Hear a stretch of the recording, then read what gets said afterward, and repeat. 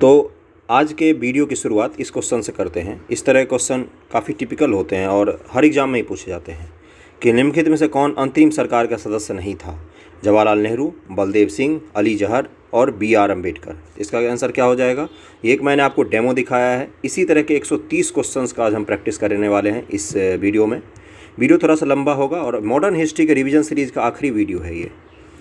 और आज हम 1947 के आज़ादी के बाद तक का संवैधानिक विकास जो है उसको भी कंप्लीट करेंगे, है ना। तो सारे क्वेश्चंस को कंप्लीट करेंगे। इस 130 क्वेश्चन में से मिनिमम 2 से 4 क्वेश्चन आपको इस BPSC में और UPPCS 2022 के एग्जाम में मिलेंगे ही मिलेंगे, है ना। तो चलिए शुरू करते हैं इस क्वेश्चंस को।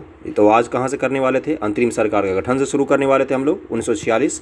इससे पहले का पूरा मॉडर्न हिस्ट्री का क्वेश्चंस कंप्लीट हो चुका है ना। 1000 से ज़्यादा क्वेश्चंस कंप्लीट किए हमने।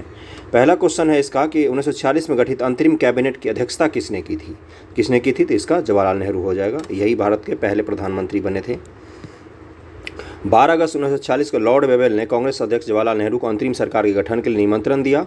किसने? लॉर्ड वेवेल ने 1946 में।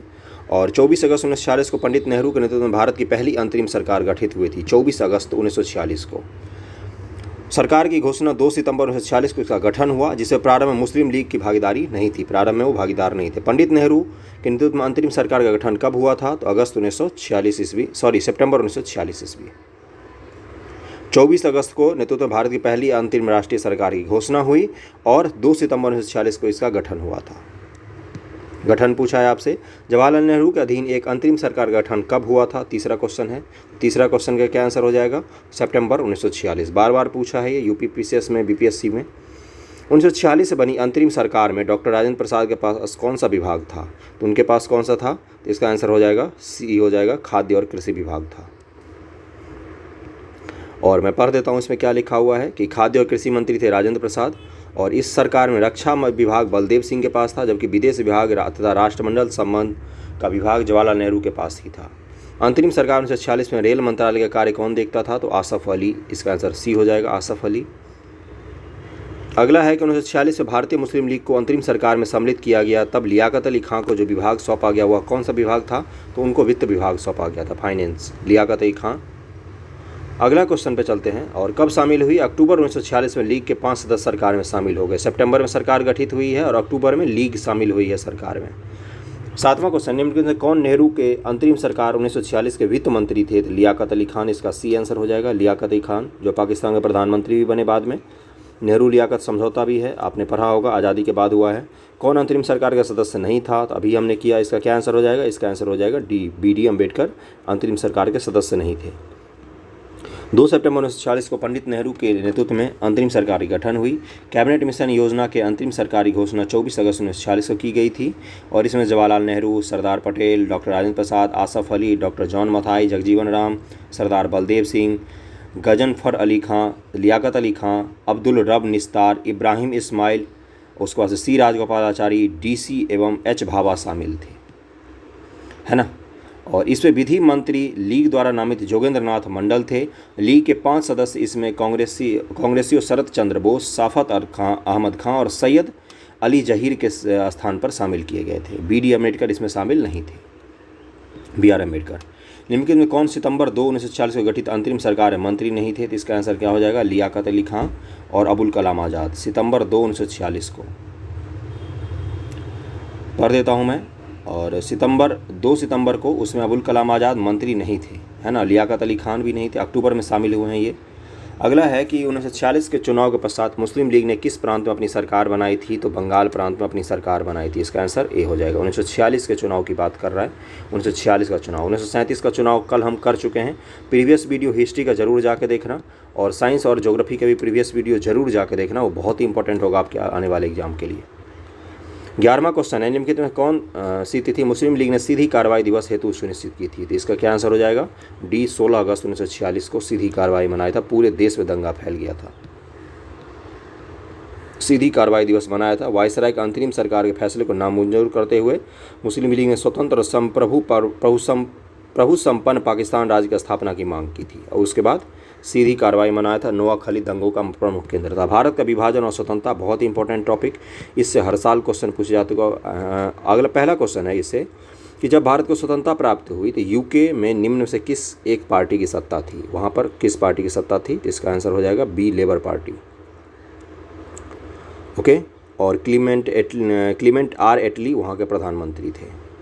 उनका कार्यकाल 45 से 51 था। भारत के स्वतंत्र होते इस समय इंग्लैंड का प्रधानमंत्री कौन था? तो क्लीमेंट एटली। तीसरा, ब्रिटिश सरकार ने जून 1948 तक भारत छोड़ने की घोषणा की थी। कब की थी उन्होंने? तो फरवरी 1947 में ही कर दी थी। अगला क्वेश्चन है, लॉर्ड माउंटबेटन वायसराय के रूप में भारत आए तो क्यों आए थे ये? तो इसका आंसर क्या हो जाएगा? बी, यथासंभव भारत को संयुक्त रखने की विशेष हिदायत के साथ कि भारत टूटे ना। अगले क्वेश्चन पे चलते हैं। कौन सी योजना भारतीय स्वतंत्रता का आधार बनी थी? तो माउंटबेटन योजना भारतीय स्वतंत्रता का आधार बनी थी।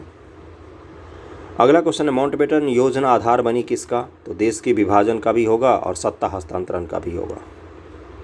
भारतीय स्वतंत्रता अधिनियम the Indian independence act British संसद द्वारा कब पारित किया गया? तो अभी हमने देखा तो जुलाई 1947 में पारित किया गया था। 1947 में जुलाई में पारित किया गया था। भारतीय स्वतंत्रता अधिनियम the Indian independent act Mountbatten योजना का अनुरूप पारित किया गया था, जिसमें भारत और पाकिस्तान नामक दो डोमिनियन की स्थापना की गई। 15 अगस्त 1947 की तिथि निश्चित की गई। यह अधिनियम 18 जुलाई 1947 को प्रभावी हुआ। भारतीय स्वतंत्रता अधिनियम 1947 कब प्रभावी हुआ? तो जुलाई 18, 1947 से प्रभावी हो गया। भारतीयों को वर्ष 1947 में सार्वभौम सत्ता सौंपने की योजना निम्न से किस नाम से जानी जाती है? तो माउंटबेटन योजना के नाम से जानी जाती है। 9 का आंसर सी हो जाएगा। भारत के विभाजन संबंधित माउंटबेटन योजना की सरकारी तौर पर घोषणा कब हुई थी? तो सरकारी तौर पर डेट पूछता है आपको बार बार एमपी के एग्जाम में भी, तो इसका आंसर हो जाएगा डी, 3 जून 1947। अंग्रेजों ने भारत को 1947 में स्वतंत्रता प्रदान कर दी और कारण दिया है कि अंग्रेज द्वितीय विश्व युद्ध में निर्बल हो चुके थे, तो इसका क्या होगा? इसका आंसर ए होगा। दोनों ही कथन और कारण दोनों सही हैं। वो इस लायक नहीं थे कि उपनिवेश बना कर रखा जाए, इसीलिए उन्होंने हमें आज़ाद किया था।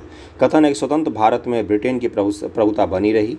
कारण दिया कि स्वतंत्र भारत के गवर्नर जनरल की नियुक्ति ब्रिटेन के प्रभुसत्ता संपन्न शासकों ने की थी, तो इसका क्या हो जाएगा? 12 का आंसर 12 का हो जाएगा डी। ए गलत है परंतु आर सही है। अगले क्वेश्चन पे चलते हैं। भारतीय स्वाधीनता विधेयक को राजकीय स्वीकृति कब प्राप्त हुई? वहाँ पर, तो इसका आंसर हो जाएगा 18 जुलाई 1947। 18 जुलाई बहुत ही इंपॉर्टेंट डेट है 1947, इसको याद रखना आप लोग, बार बार पूछा है। भारतीय स्वतंत्रता विधेयक 4 जुलाई 1947 को ब्रिटिश प्रधानमंत्री क्लीमेंट एटली द्वारा हाउस ऑफ कॉमन्स में पेश किया गया।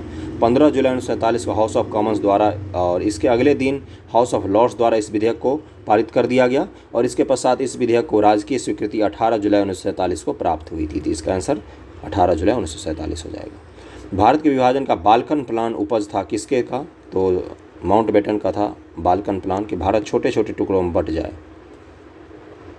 24 मार्च से 6 मई 1947 के बीच भारतीय नेताओं के साथ 133 साक्षात्कार की तीव्र श्रृंखला के बाद माउंटबेटन ने तय किया कैबिनेट मिशन की रूपरेखा अव्यवहारिक हो चुकी है।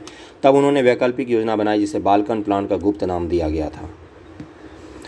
15 अगस्त 1947 भारतीय राष्ट्रीय कांग्रेस देश के विभाजन के लिए मुख्य रूप से इसलिए सहमत हुई क्योंकि तो सी, बड़े पैमाने पर सांप्रदायिक दंगों को बचाना चाहते थे वो, है ना। तो इसका आंसर सी हो जाएगा। कथन कारण है कि भारतीय राष्ट्रीय कांग्रेस ने माउंटबेटन योजना को स्वीकार किया, वह द्विराष्ट्र सिद्धांत को मानती थी। तो इसका क्या आंसर हो जाएगा? ए सही है परंतु आर गलत है। इसलिए नहीं कि वो द्विराष्ट्र सिद्धांत को मानती थी, अपितु सांप्रदायिक दंगों को बढ़ते खतरों से निपटने का सही विकल्प यही था कि भारत को विभाजित कर दिया जाए, नहीं तो बहुत सारे लोगों की मृत्यु हो रही थी। भारत के विभाजन के विकल्प रूप में गांधी जी ने माउंटबेटन को सुझाया था कि वे क्या होगा, माउंटबेटन क्या सुझाया था? नेहरू एवं जिन्ना को साथ साथ सरकार बनाने के लिए आमंत्रित करें, स्वतंत्र भारत की स्वतंत्रता प्रदान करने के कार्य को स्थगित करें, जिन्ना को सरकार बनाने के लिए आमंत्रित करें। गांधी जी ने क्या सुझाया था? तो 17 का क्या आंसर हो जाएगा? बी हो जाएगा कि जिन्ना को आप सरकार बुलाने के लिए बुलाइए, उनको सरकार बनवा दीजिए ताकि भारत एक रहे, है ना। नेता क्या है कि लीग के नेता जिन्ना के हाथों में सौंप दी जाए अंतरिम सरकार का पूर्ण रूपेण, परंतु गांधी का यह सुझाव कांग्रेस नेताओं तथा वर्किंग कमेटी को मान्य नहीं था। बंटवारे के विरोध में गांधी जी ने कहा था अगर कांग्रेस बंटवारा करेगी तो उसे मेरी लाश के ऊपर से करना पड़ेगा, जब तक मैं जिंदा हूं भारत के बंटवारे के लिए कभी राजी नहीं होऊंगा। रेड क्लिफ समिति किस लिए नियुक्त की गई थी? तो भारत पाकिस्तान का सीमा तय करने के लिए। तो भारत बांग्लादेश का भी सीमा रेड क्लिफ कमेटी ही है, क्योंकि उसमें बांग्लादेश पूर्वी पाकिस्तान हुआ करता था। भारत विभाजन के संदर्भ में 1947 में नियुक्त सीमा आयोग की अध्यक्षता किसने की थी? तो रेड क्लिफ ने की थी। इसका आंसर बी हो जाएगा। 20 है कि भारत के विभाजन को टालने का अंतरिम अवसर समाप्त हो गया था कब? ट्रिप्स मिशन को अस्वीकार करने के साथ ही, राजगोपालाचारी फॉर्मूले को अस्वीकार करने के साथ ही, कैबिनेट मिशन को अस्वीकार करने के साथ ही भारत के विभाजन को टालने का अंतिम वो भी चला गया। 15 जून 1947 को कांग्रेस के दिल्ली अधिवेशन में भारत के विभाजन का प्रभाव स्वीकृत हुआ। इस अधिवेशन के अध्यक्ष कौन थे? तो इसका क्या आंसर हो जाएगा? सी, आचार्य JB कृपलानी जी इसके अध्यक्ष थे। कौन सा अधिवेशन में हुआ था? दिल्ली अधिवेशन 15 जून 1947 को हुआ। इसमें भारत के विभाजन को स्वीकृत कर लिया गया था कांग्रेस के द्वारा, और JB कृपलानी ने कांग्रेस के अध्यक्षता से त्यागपत्र दे दिया 1947 नवंबर में। कृपलानी के त्यागपत्र के बाद डॉक्टर राजेंद्र प्रसाद अध्यक्ष बने रहे। 1948 से कांग्रेस के जयपुर अधिवेशन में पट्टाभी सीतारामैया कांग्रेस के अगले अध्यक्ष बने। 1950 में नासिक अधिवेशन में पुरुषोत्तम दास टंडन बने। इसके बाद 51 से 24 तक पंडित नेहरू ही इसके वो रहे कांग्रेस अध्यक्ष। सन 1947 के भारतीय राष्ट्रीय कांग्रेस के दिल्ली अधिवेशन की अध्यक्षता किसने की? तो इसका क्या आंसर हो जाएगा? JB कृपलानी जी ने की थी, और इन्होंने फिर इस्तीफा दे दिया। फिर राजेंद्र प्रसाद जी बने। नई दिल्ली 1947 में आयोजित अखिल भारतीय कांग्रेस समिति की बैठक में निम्नलिखित में से किसने विभाजन के प्रस्ताव का समर्थन किया था? तो अबुल कलाम आज़ाद जी ने समर्थन किया था। D answer. ये बहुत बार पूछा है BPSC में भी। निम्नलिखित में किसने 1947 के कांग्रेस कमेटी की बैठक द्वारा विभाजन के प्रस्ताव पारित होने को राष्ट्रवाद का संप्रदायवाद के पक्ष में समर्पण कहा था? किसने कहा था ये? तो डॉक्टर किचलू ने। डॉक्टर सैफुद्दीन किचलू ने 1947 में कांग्रेस कमेटी की बैठक के विभाजन के प्रस्ताव को पारित होने को राष्ट्रवाद का संप्रदायवाद के पक्ष में समर्पण के रूप में लिया था, और ये विभाजन के प्रबल विरोधी थे। और भारत की स्वतंत्रता के बाद इन्होंने स्वयं को कांग्रेस से पृथक कर लिया और भारतीय कम्युनिस्ट पार्टी से जुड़ गए थे डॉक्टर किचलू। अगला है कि अखिल भारतीय कांग्रेस कमेटी की 14-15 जून 1947 को संपन्न हुई बैठक में भारत विभाजन के पक्ष में किसने मतदान किया था? तो खान अब्दुल गफ्फार खान ने मतदान किया था विपक्ष में। और ये कहाँ पर थे? इनको सीमांत गांधी कहा जाता है। लाल कुर्ती आंदोलन, सविनय अवज्ञा आंदोलन 1930 के समय इन्होंने चलाया था, पता होगा आपको। खान अब्दुल गफ्फार खान, इनको सीमांत गांधी कहा जाता है। कि साथ ही डॉक्टर किचलू, पुरुषोत्तम दास टंडन इत्यादि ने मतदान किया था विपक्ष में। भारत विभाजन का प्रस्ताव गोविंद वल्लभ पंत जी ने पेश किया था। इस प्रस्ताव का समर्थन अबुल कलाम आज़ाद जी ने किया, जो पहले विभाजन के विरोधी थे, और पटेल नेहरू ने भी प्रस्ताव का समर्थन ही किया था, क्योंकि ये देश में दंगे को टालना चाहते थे। 14-15 अगस्त 1947 के मध्य रात्रि को अंतरिम संसद के रूप में किसने सत्ता ग्रहण की? तो इसका हो जाएगा संविधान सभा ने। अगले क्वेश्चन पे चलते हैं कि 14-15 अगस्त 1947 को मध्य रात्रि केंद्रीय असेंबली में इकबाल का गीत हिंदुस्तान हमारा और जनगण मन किसने गाया था? बहुत ही अच्छा क्वेश्चन है, बार बार पूछता है, तो डी हो जाएगा, MS सुब्बलक्ष्मी ने गाया था। पहले अवसर पर भारत के प्रधानमंत्री की नियुक्ति की थी किसने? तो गवर्नर जनरल ने की थी। पहले अवसर पर प्रधानमंत्री जवाहरलाल नेहरू को भारत के प्रधानमंत्री पद की नियुक्ति तत्कालीन गवर्नर जनरल लॉर्ड माउंटबेटन ने की थी। और इसके बाद पहले भारतीय गवर्नर जनरल कौन बने थे? तो C राजगोपालाचारी राजा जी। स्वतंत्र भारत के प्रथम गवर्नर जनरल कौन बने? तो इसका आंसर हो जाएगा D लॉर्ड माउंटबेटन थे। लेकिन प्रथम भारतीय गवर्नर जनरल कौन बने? तो C राजगोपालाचारी।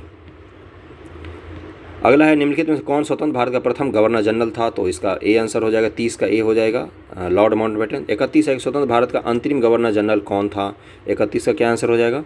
इसका हो जाएगा A, अंतरिम गवर्नर जनरल पूछा है तो C राजगोपालाचारी। अगला क्वेश्चन है कि स्वतंत्र भारत के पहले भारतीय गवर्नर जनरल कौन थे? तो राजगोपालाचारी, इसका आंसर ए हो जाएगा। 33 है कि भारत के प्रथम और अंतरिम भारतीय गवर्नर जनरल कौन थे? अंतरिम, तो C राजगोपालाचारी ही थे। इसके बाद भारत के राष्ट्रपति बनेंगे राजेंद्र प्रसाद। भारत का अंतरिम वायसराय तो C राजगोपालाचारी होगा, अंतरिम वायसराय पूछा है लॉर्ड माउंटबेटन।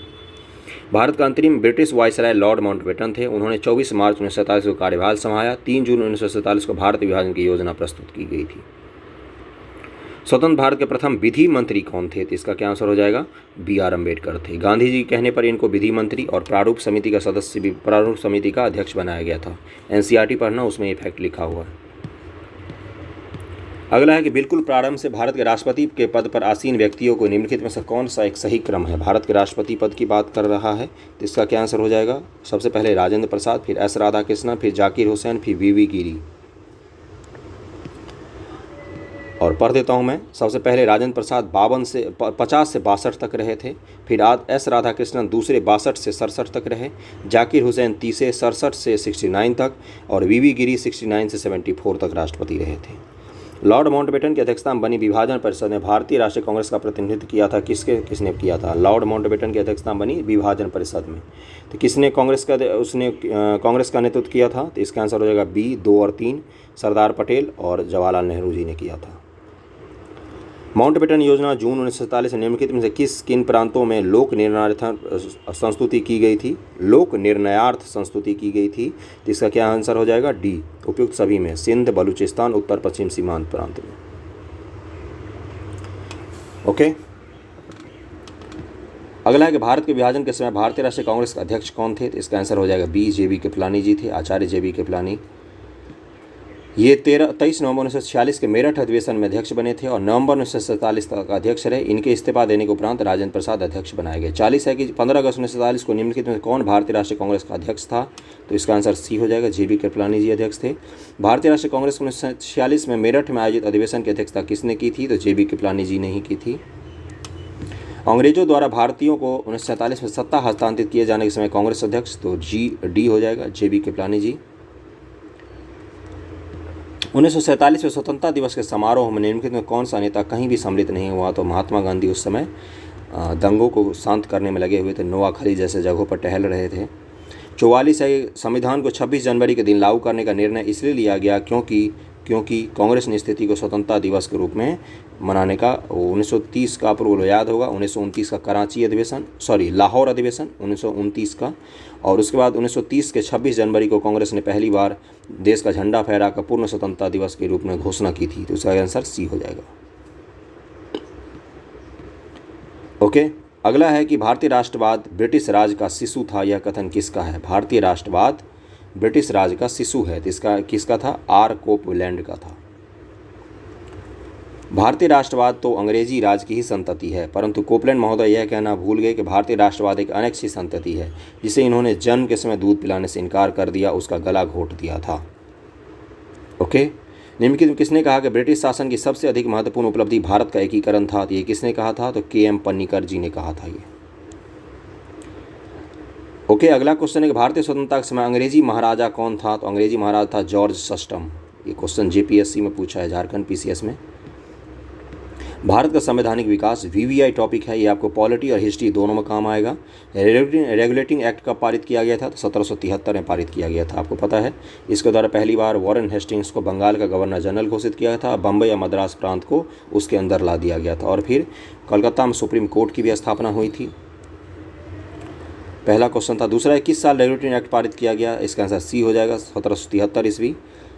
अगला है, रेगुलेटिंग एक्ट किस वर्ष पारित किया गया? तो 1773। चौथा है कि निम्नलिखित अधिनियमों में से प्रथम बार किसमें गवर्नर जनरल ऑफ बंगाल के पद हेतु प्रावधान किया गया? तो अभी मैंने बताया, रेगुलेटिंग एक्ट 1773 में गवर्नर जनरल ऑफ बंगाल का सृजित किया गया। और भारत का गवर्नर जनरल कब बने हैं? पहले तो विलियम बेंटिक बने हैं 1833 ईस्वी के आसपास, 1833 के एक्ट के बाद। और भारत का पहला वाइसराय कब बने हैं? तो 1858 के एक्ट में कैनिंग बना है पहली बार। रेगुलेटिंग एक्ट के प्रावधानों के अंतर्गत बिहार के लिए एक प्रांतीय सभा की स्थापना कब हुई थी? तो 1774 में हुई थी। रेगुलेटिंग एक्ट 1773 में यह प्रावधान था कि बिहार में एक प्रांतीय सभा बनाया जाएगा, और 1774 ईस्वी में प्रांतीय सभा का गठन हुआ था। BPSC वाले ध्यान देना। अगले क्वेश्चन पे चलते हैं कि निम्नलिखित में किसके अंतर्गत भारत में सर्वप्रथम सर्वोच्च न्यायालय की स्थापना हुई थी? अभी मैंने बताया था, रेगुलेटिंग एक्ट 1773 के तहत कलकत्ता में सुप्रीम कोर्ट की स्थापना की गई थी। रेगुलेटिंग एक्ट 1773 में सर्वप्रथम कलकत्ता में एक सर्वोच्च न्यायालय की स्थापना की गई। इसमें एक मुख्य न्यायाधीश तथा 3 अन्य न्यायाधीशों की व्यवस्था की गई थी। इम्फे का नाम याद होगा आपको, इलेजा एम्फे, जो वॉरेन हेस्टिंग्स का दोस्त भी था, वो उसको पहली बार वहाँ का न्यायालय बनाएगा, चीफ जस्टिस बनाएगा भारत का। नौसेना विधि के न्यायालय तथा धार्मिक न्यायालय के रूप में कार्य करना था। इसको किस किस के रूप में काम करना था? तो न्यायालय और देश की विधि न्यायालय, नौसेना विधि के न्यायालय, सबका काम करना था। यह उच्चतम न्यायालय 1774 में गठित किया गया। एलिजा इम्फे इसके मुख्य न्यायाधीश थे।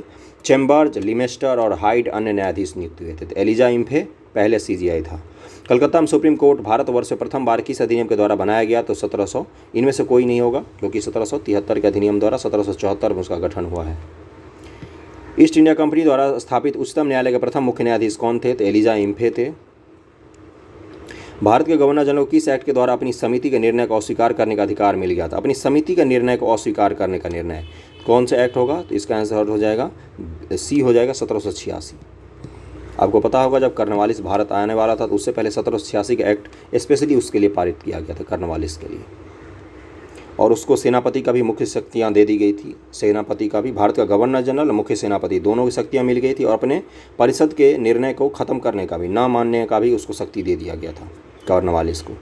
निम्नलिखित में किस अधिनियम के तहत लॉर्ड कॉर्नवालिस को अपनी काउंसिल के फैसले को रद्द करने का अधिकार दिया गया था? तो बी हो जाएगा 1786 का एक्ट, स्पेशली इसी के लिए पारित किया गया था।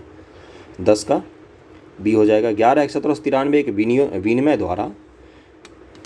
विनियम द्वारा कलेक्टर को उसकी न्यायिक शक्तियों से वंचित कर दिया गया, केवल संग्रहकर्ता मतलब कर संग्रहकर्ता अभिकर्ता बना दिया गया। ऐसे विनियम का कारण क्या था, ये आपसे पूछा है। तो 11 का आंसर क्या दिया है? 11 का आंसर सी दिया है कि लॉर्ड कॉर्नवालिस जिला कलेक्टर में संकेंद्रित इतनी विस्तृत शक्ति से सतर्क हो गया और वह महसूस करता था कि एक व्यक्ति में इतनी परम शक्ति का होना अवांछनीय है ना। और भारतीय प्रशासन का जन्मदाता भी इसी को कहा जाता है। शक्ति पृथक्करण का सिद्धांत अपनाया था इसने। कलेक्टरों को सिर्फ टैक्स वसूलने का काम दिया गया था, इसीलिए कलेक्टर नाम होता है उसका। भारतीय व्यापार में ईस्ट इंडिया कंपनी का एकाधिकार समाप्त किया गया कब? 1813 ईस्वी में एकाधिकार समाप्त किया गया। 1813 के द्वारा पहली बार 1 लाख रुपए भारतीय शिक्षा पर व्यय करने का भी प्रावधान किया गया था और इसके साथ ही मिशनरियों को भारत में धर्म प्रचार करने के भी लीगल रूप से छूट मिल गई थी 1813 के एक्ट में ही। और 1813 एक्ट में ही ईस्ट इंडिया कंपनी का चाय और चीन, इन 2 चीज़ों पर उसका एकाधिकार बना रहा, चाय और चीन के साथ व्यापार पर। बाकी सारे उसके अधिकार खत्म कर दिए गए व्यापार संबंधी। किस अधिनियम के द्वारा ब्रिटिश संसद ने चाय और चीन के साथ व्यापार को छोड़कर ईस्ट इंडिया कंपनी के भारत के साथ व्यापारिक एकाधिकार को समाप्त कर दिया? तो 1813 का एक्ट होगा। और 1833 में चाय और चीन पर भी एकाधिकार को खत्म कर दिया गया। निम्नलिखित में किस अधिनियम द्वारा ब्रिटिश ईस्ट इंडिया कंपनी का भारत में व्यापारिक एकाधिकार समाप्त कर दिया गया? तो इसका आंसर हो जाएगा बी 1813 के चार्टर एक्ट द्वारा। चार्टर अधिनियम 1813 भारत के लिए महत्वपूर्ण समझे जाने में निम्नलिखित में कौन सा एक कारण था? इसने ईसाई मिशनरियों द्वारा भारत में प्रचार पर रोक लगा दी? नहीं, इसको शुरुआत किया गया था, तो पहला तो गलत ही हो गया। सी हो जाएगा, इसके द्वारा भारतीयों को शिक्षा के लिए वित्तीय प्रावधान किया गया। अभी मैंने बताया 1 लाख रुपए रखा गया। चार्टर एक्ट 1833 में निम्न से कौन सा एक प्रावधान नहीं था? इसका आंसर हो जाएगा डी, गवर्नर जनरल की काउंसिल को विधि सदस्य के रूप में एक भारतीय की नियुक्ति, ये प्रावधान नहीं था। पहली बार कौन बना है? तो मैकाले बना है। 1833 के एक्ट के बाद पहली बार विधि सदस्य बना है गवर्नर जनरल की काउंसिल का। विधि आयोग पहली बार मैकाले की अध्यक्षता में ही गठित की गई थी। इसका आंसर डी हो जाएगा 16 का। 17 पे चलते हैं। लोक सेवाओं की परीक्षा इंग्लैंड तथा भारत में एक साथ कराने की संस्तुति निम्न से किसके द्वारा की गई थी? तो इसका क्या हो जाएगा? इसका आंसर हो जाएगा सी, मॉन्टेग्यू चेम्सफोर्ड रिपोर्ट द्वारा 1919 ईस्वी। भारत और इंग्लैंड में एक साथ लोक सेवाओं की परीक्षा आयोजित करने का। ओके, अगला क्वेश्चन है कि नागरिक सेवाओं के लिए प्रतियोगी परीक्षाओं को सिद्धांततः स्वीकार किया गया था। तो सिद्धांततः स्वीकार किया गया था 1853 में। 1833 में पहली बार चर्चा किया गया था कि भारत के लोगों को ही बिना धर्म नस्ल के भेदभाव के हम नौकरी देंगे, लेकिन इस सिद्धांततः स्वीकार किया गया एक्ट बनाकर 1853 में।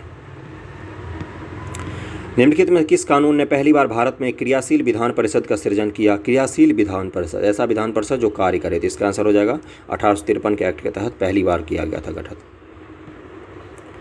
अगला, निम्नलिखित में किस एक वर्ष से ब्रिटिश सरकार अंतरिम रूप से भारत एवं इंग्लैंड में एक ही साथ इंडियन सिविल सर्विसेज की परीक्षा आयोजित करने के लिए सहमत हुई थी? तो कब से सहमत हो गई थी वो? तो इसका आंसर हो जाएगा 1922 में। 1919 के एक्ट में आया था, 1922 से ये चीज़ शुरू हो गया था। और 1950 में इसका नाम बदलकर क्या रखा गया है? लागू होने के बाद संघीय लोक सेवा आयोग, FPSC इसका नाम था, फेडरल करके नाम था, उसको UPSC किया गया। UPSC कब नाम पड़ा है? 1950 में नाम पड़ा है। पढ़ देता हूँ मैं इसको कि 1922 में इंडियन सिविल सर्विसेज की परीक्षा में भारत में आयोजित होने लगी। इसके पूर्व यह इंग्लैंड में आयोजित होती थी। वर्ष 1926 में भारत में एक लोक सेवा आयोग का गठन किया गया। वर्ष 1935 का अधिनियम के तहत लोक सेवा आयोग का स्थान पर संघीय लोक सेवा आयोग का गठन हुआ। 1937 से संघीय लोक सेवा आयोग ने ब्रिटिश लोक सेवा आयोग से स्वतंत्र परीक्षा आयोजित करना प्रारंभ किया 1937 से, और 1950 में इसका नाम बदला गया। JPSC जो होता है और स्टेट PCS भी होता है, इस सब का गठन 1919 एक्ट के तहत ही किया गया था। नियंत्रण परिषद की स्थापना, सर्वोच्च न्यायालय की स्थापना, ईसाई मिशनरियों को भारत में कार्य करने की अनुमति, गवर्नर जनरल परिषद में कानूनी सदस्य की नियुक्ति। तो कानूनी सदस्य की नियुक्ति 1833 का अधिनियम हो जाएगा। ईसाई मिशनरी 1813 हो जाएगा। सर्वोच्च न्यायालय की स्थापना तो नियम अधिनियम, और नियंत्रण परिषद की स्थापना हो जाएगा 84, और सर्वोच्च न्यायालय 1973 हो जाएगा। तो बी का 1, ए का 2, सी का 3, डी का 4 हो जाएगा। इसका आंसर बी हो जाएगा, ए का 2, बी का 1, सी का 3, डी का 4। ओके, अगले क्वेश्चन पे चलते हैं। फिर से मैच करना है आपको। Regulating act 1813, regulating act 73, act of 1858, Pitt's India act 1784। Bharat में ईस्ट इंडिया कंपनी कार्यों को पूरी तरह विनियमित करने के लिए ब्रिटेन में एक बोर्ड ऑफ कंट्रोल की स्थापना, तो ये कब किया गया था? पिट्स इंडिया एक्ट में किया गया था 1884 में। भारत में कंपनी का व्यापार एकाधिकार समाप्त कर दिया गया, तो ये कब किया गया था? तो 1813 में किया गया था। कंपनी के शासन का अधिकार ईस्ट इंडिया कंपनी से ब्रिटिश क्राउन को तो 1858 में किया गया। कंपनी के निदेशकों को कंपनी के प्रबंध से संबंधित सभी समाचार पत्र और दस्तावेज ब्रिटिश सरकार को सौंपने हैं, तो ये हो जाएगा 1873। ओके, इसका आंसर ए हो जाएगा। ए का 2, बी का 4 है, बी का 4 है, अभी हमने किया। बी का 4 होगा, ए का 2 होगा और सी का 3 होगा, अभी हमने मैच किया, और डी का 1 होगा। अगला है बोर्ड ऑफ कंट्रोल की स्थापना किस अधिनियम के अंतर्गत की गई थी, तो इसका आंसर डी हो जाएगा, Pitt's India act 1784। Board of control किस अधिनियम के द्वारा ब्रिटिश सरकार ने ईस्ट इंडिया कंपनी का चाय व शक्कर के व्यापार का एकाधिकार समाप्त कर दिया, तो चाय और शक्कर कभी नहीं था, चाय और चीन था।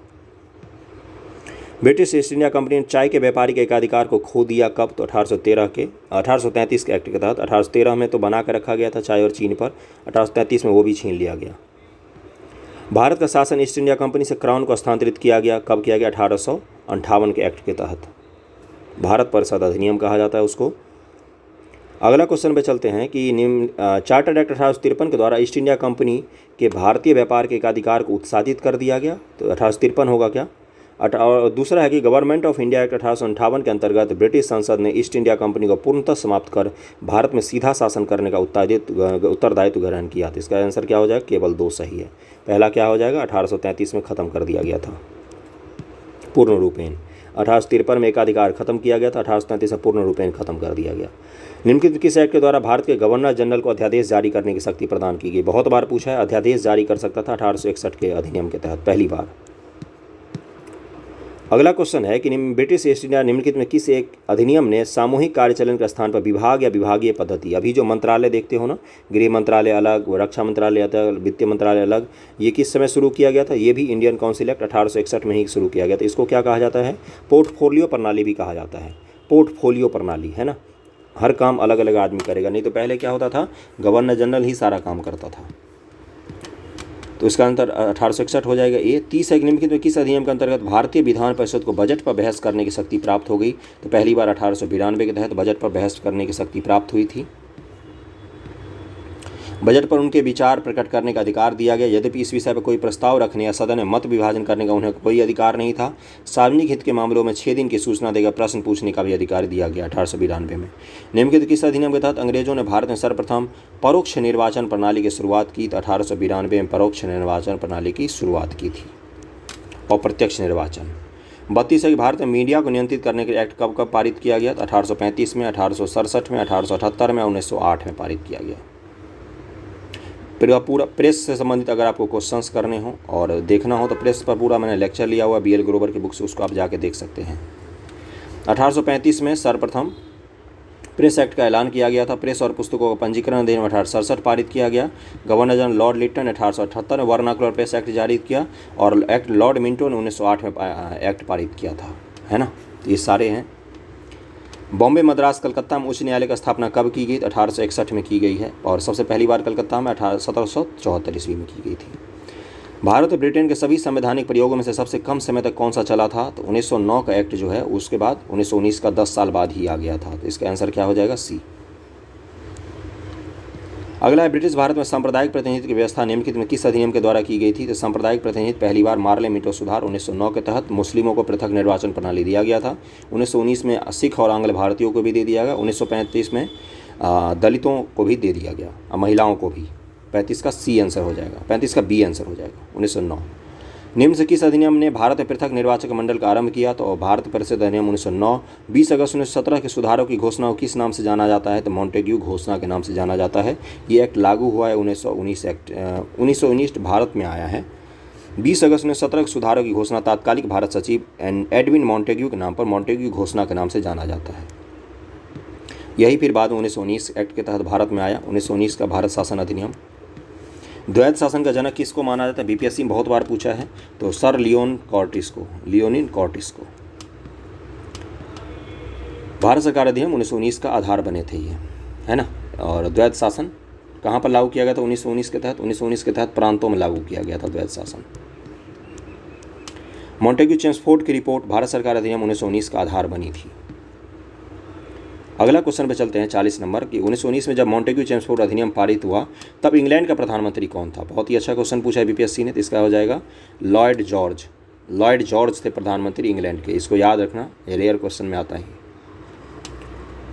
प्रांतों में द्वैध शासन प्रणाली किस अधिनियम के तहत लागू की गई? अभी मैंने बताया 1919 के तहत लागू की गई थी। और केंद्र में लागू की जाएगी 1935 का अधिनियम के तहत। अगला क्वेश्चन है कि भारतीय इतिहास के संदर्भ में द्वैध शासन डायरकी सिद्धांत किसे निर्देशित करता है? तो प्रांतों में प्रत्यायोजित विषयों का दो प्रगम विभाग आप पढ़ते होंगे, हस्तांतरित विषय और आरक्षित विषय। आरक्षित विषय जो होते थे वो प्रांत के जो गवर्नर होते थे उनके हाथों में होता था, और हस्तांतरित प्रांत के जो मुख्यमंत्री उस समय प्रधानमंत्री बनते थे उनके हाथों में होता था, है ना। तो दो तरीके से चलता था, एक विधानमंडल के हाथों में होता था हस्तांतरित, और गवर्नर जनरल के हाथों में होता था, गवर्नर जनरल की कार्यकारिणी के हाथों में आरक्षित विषय। प्रांत की बात कर रहा हूँ मैं, डी आंसर हो जाएगा।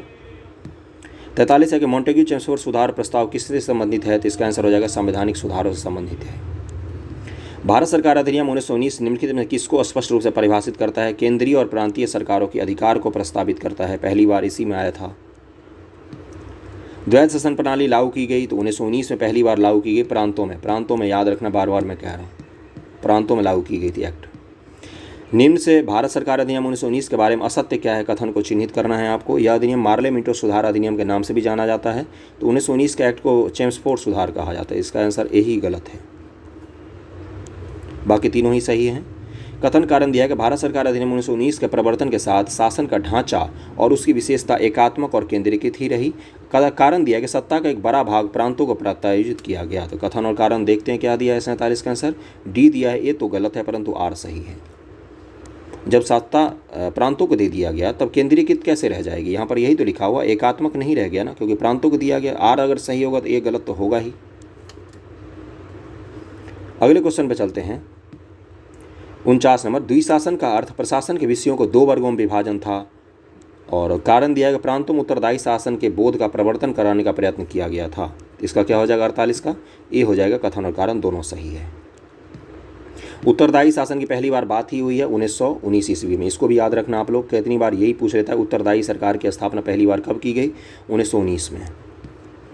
भारतीय उच्चायुक्त का पद सृजित किया गया किस अधिनियम से किया गया? तो भारत शासन अधिनियम 1919 से ही भारतीय उच्चायुक्त का पद सृजन किया गया। भारत शासन अधिनियम 1919 से भारत सचिव के कार्यभार को कम करने के लिए भारतीय उच्चायुक्त की नियुक्ति की गई। इसका कार्य भारत सरकार के अस्त्र शस्त्र और अन्य सामान के खरीदना, ठेका देना, व्यापारिक हितों को देखना, इंग्लैंड में पढ़ने वाले भारतीय विद्यार्थियों की देखभाल करना, ये सब सौंपा गया था भारतीय उच्चायुक्त को। 1919 द्वारा सृजित किया गया था। बीपीएससी में बार बार पूछता है। भारत सरकार अधिनियम 1935 के मुख्य तत्वों में क्या सम्मिलित था? तो एक संघ का प्रावधान था उसमें, और प्रांतों को स्वायत्तता देना था, है ना। प्रांतों का द्विशासन का प्रस्ताव, ये तो 1919 का एक्ट है, तो तीसरा तो गलत हो ही जाएगा। तो ये आंसर एक ऑप्शन छाटने से आप 3 आंसर को गलत कर सकते थे। केंद्रीय विधायिका को संप्रभुता प्रदान करना, ऐसा बिल्कुल भी नहीं था, तो ये आंसर हो जाएगा 1 और 2 सही है। अगला क्वेश्चन है कि भारत सरकार अधिनियम 1935 निम्नलिखित में किसकी रिपोर्ट पर आधारित था? तो साइमन कमीशन की रिपोर्ट पर आधारित है। और इसमें और अगर ऑप्शन में रहता आपको साइमन कमीशन के साथ नेहरू रिपोर्ट जो बनाया गया था, इसके अलावा तीनों गोलमेज सम्मेलन, इन सब पे आधारित था 1935 का एक्ट। ये देख लो लिखा हुआ, तीनों गोलमेज सम्मेलन, नेहरू रिपोर्ट, ये सभी लिखा हुआ है, ये रहा। ओके। 52 नंबर क्वेश्चन है कि 1935 के भारत सरकार अधिनियम की कुछ विशेषताएं थी। गवर्नरी प्रांतों में द्वैध शासन की समाप्ति, तो ये तो बिल्कुल सही है। 1919 में जो द्वैध शासन स्थापित किया गया था प्रांतों में, उसकी समाप्ति की गई थी। गवर्नरों की विधायी क्रियाओं में वीटो की शक्ति एवं स्वयं द्वारा विधि बनाना, तो बिल्कुल सही है। 1935 के अंतर्गत सर्वाधिक शक्तियां गवर्नर जनरल को ही दी गई थी। और सांप्रदायिक प्रतिनिधित्व के नियम की समाप्ति, तो इसका आंसर क्या हो जाएगा? बी 1 और 2 है। सांप्रदायिक प्रतिनिधित्व अधिनियम का विस्तार किया गया और समाप्ति नहीं की गई। दलितों को भी इसमें शामिल कर दिया गया। देखो यहाँ से क्वेश्चन बनता है कितनी बार, इसमें किसको शामिल किया गया? अनुसूचित जाति, मुसलमान, सिख, यूरोपीय, भारतीय ईसाई, एंग्लो इंडियन तथा भारतीय मुसलमान आदि को पृथक पृथक प्रतिनिधित्व दिया गया। भारतीय मुसलमान, सिख और एंग्लो इंडियन को पहले से ही था। और इसमें किसको शामिल किया गया? दलितों को शामिल किया गया था मुख्य रूप से। भारत सरकार अधिनियम 1935 ने समाप्त किया प्रांतीय द्वैध शासन की व्यवस्था को समाप्त किया, जिसको 1919 में शुरू किया गया था। 54 है कि गवर्नमेंट ऑफ इंडिया एक्ट 1935 के बारे में आपको बताना है। भारतीय स्वशासन का उपबंध था। एक संघीय न्यायालय फेडरल कोर्ट की स्थापना का उपबंध था। केंद्र में अखिल भारतीय संघ का उपबंध था। तो क्या हो जाएगा इसका आंसर? तीनों ही सही है। लेकिन कभी संघ बन नहीं पाया क्योंकि देशी रियासत भारत के संघ में शामिल नहीं हुए थे। इसके प्रावधान था संघात्मक सरकार की स्थापना, केंद्र में द्वैध शासन की स्थापना, केंद्र में प्रांतों को द्वैध शासन खत्म करके केंद्र में द्वैध शासन की स्थापना। प्रांतों में द्वैध शासन के स्थान पर स्वायत्त शासन की स्थापना, द्विसदनीय केंद्रीय विधानमंडल, प्रांतीय शासन की व्यवस्था, प्रांतीय विधानमंडल, केंद्र और प्रांतों में शक्तियों का विभाजन, फेडरल न्यायालय की स्थापना आदि। 1935 का गवर्नमेंट ऑफ इंडिया एक्ट क्यों महत्वपूर्ण था? इसके द्वारा क्या होगा? ये हो जाएगा, यह भारतीय संविधान का प्रमुख स्रोत है। ये 1935 का अधिनियम भारतीय संविधान का सबसे मुख्य स्रोत यही है।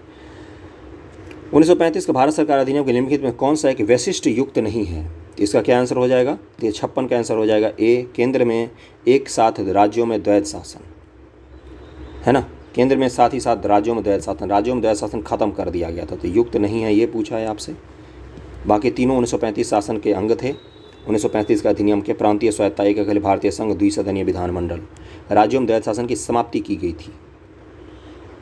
1935 के भारत शासन अधिनियम के प्रस्तावित फेडरल यूनियन में राजसी प्रांतों को शामिल करने के पीछे अंग्रेजों की असली मंशा क्या थी? तो इसका क्या हो जाएगा? डी हो जाएगा, राष्ट्रवादी नेताओं के साम्राज्यवाद विरोधी सिद्धांत को व्यर्थ करने के लिए राजाओं का इस्तेमाल करना, यही बस इनकी मंशा थी। डी आंसर हो जाएगा।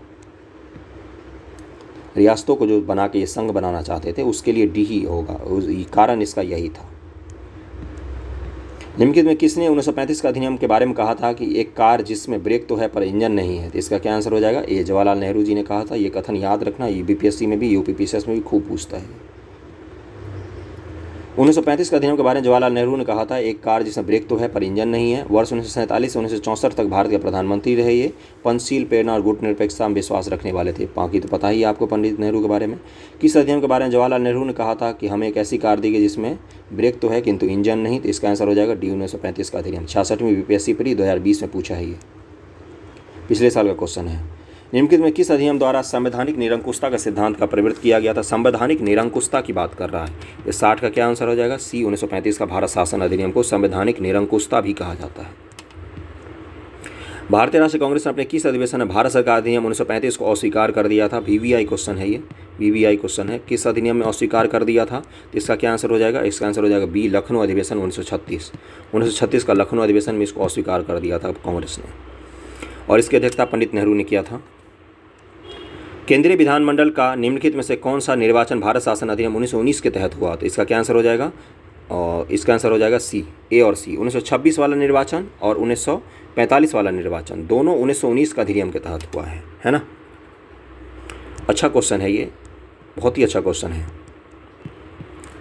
ओके, पढ़ देता हूँ मैं। भारत शासन अधिनियम 1919 के तहत केंद्रीय विधानसभा का चुनाव 1923, 26, 30, 34 और 1945 में हुआ। केंद्रीय विधानसभा का चुनाव 1937 में हुए। प्रांतीय विधानसभा चुनाव भारत शासन अधिनियम 1935 के तहत हुआ। प्रांत में चुनाव किसके आधार पर हुआ? 35 का अधिनियम के तहत हुआ। ज्ञातव्य है कि 1935 का अधिनियम का संघीय प्रावधान लागू नहीं किया गया था। 1935 में संघ का प्रावधान था, वो संघ कभी बन नहीं पाया। निम्नलिखित किसने कहा था कि भारत शासन अधिनियम 1935 को गुलामी का अधिकार पत्र कहा था? किसने कहा था? ये वीवीआई क्वेश्चन हो गया 63। तो किसने कहा था ये? तो जवाहरलाल नेहरू जी ने ही कहा था, बिना इंजन वाली कार और गुलामी का पत्र। भारत सरकार अधिनियम 1935 में अंतर्विष्ट अनुदेश प्रपत्र इंस्ट्रूमेंट ऑफ इंस्ट्रक्शन को वर्ष 1950 में भारत के संविधान के किस रूप में समाविष्ट किया गया? तो क्या हो जाएगा इसका आंसर? इसका हो जाएगा बी, राज्य की नीति ने सकता। तो डीपीएस जो पढ़ते हैं वो 1935 का अधिनियम में भी निहित था, अनुदेश प्रपत्र के रूप में।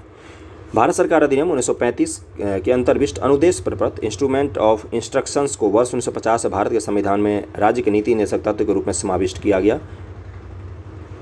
अगला है कि भारतीय शासन अधिनियम 1935 के द्वारा स्थापित संघ में अवशिष्ट शक्तियां किसको दी गई थी? यूपीएससी 2018 क्वेश्चन है, तो गवर्नर जनरल को दिया गया था। अधिनियम निम्नलिखित अधिनियम किसके द्वारा भारत परिषद इंडिया काउंसिल को समाप्त कर दिया गया? तो इसका क्या आंसर हो जाएगा? सी हो जाएगा, भारत सरकार अधिनियम 1935 के द्वारा इंडिया काउंसिल जो ब्रिटेन में होता था उसको खत्म कर दिया गया था। किसने कहा था कि मुझे इस आरोप के संबंध में कोई क्षमा नहीं मांगनी कि संविधान के प्रारूप में गवर्नमेंट ऑफ इंडिया एक्ट 1935 के एक बड़े भाग को पुनः उत्पादित कर दिया है? किसने कहा था ये? तो बी आर अम्बेडकर ने कहा था। ओके, उन्होंने अपने भाषण में कहा था, संविधान सभा के भाषण में। रेगुलेटरी एक्ट 73 दिया है, भारतीय परिषद अधिनियम 1909 दिया है, भारत सरकार अधिनियम 1919 और भारत सरकार अधिनियम 1935।